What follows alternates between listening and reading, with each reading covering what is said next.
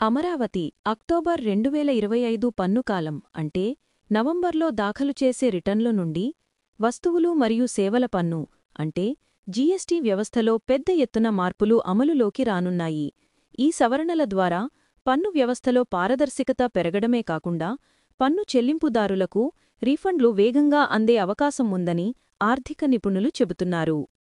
ప్రధానంగా GSTR 3B దాఖలులో liability locking విధానం అత్యంత ప్రాధాన్యత సంతరించుకుంది.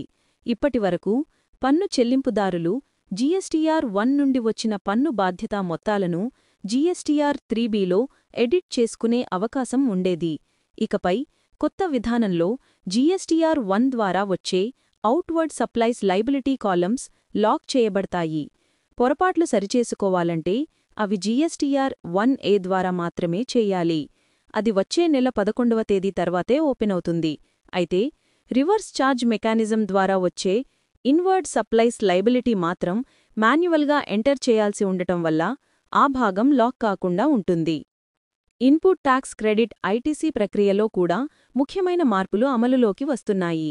ఇన్వాయిస్ మేనేజ్మెంట్ సిస్టమ్ ఐఎంఎస్లో పన్ను చెల్లింపుదారులు ఇప్పటివరకు నో యాక్షన్ చేసినా అవి ఆటోమేటిక్గా అంగీకరించబడినట్టుగా జీఎస్టీఆర్ 2Bకి వెళ్లేవి.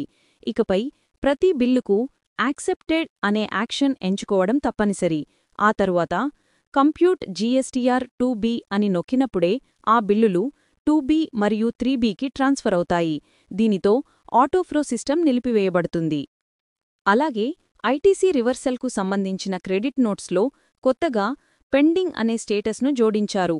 ఈ మార్పుతో పన్ను చెల్లింపుదారులు ఎంత ఐటీసీ రివర్స్ చేయాలి, ఎంత క్లెయిమ్ చేసుకోవాలి అన్న వివరాలను ఐఎంఎస్లో నేరుగా నమోదు చేయవచ్చు. వార్షిక రిటర్న్ జీఎస్టీఆర్ 9లోని టేబుల్ 6 మరియు టేబుల్ 7లో కూడా తగిన అప్డేట్లు వస్తున్నాయి.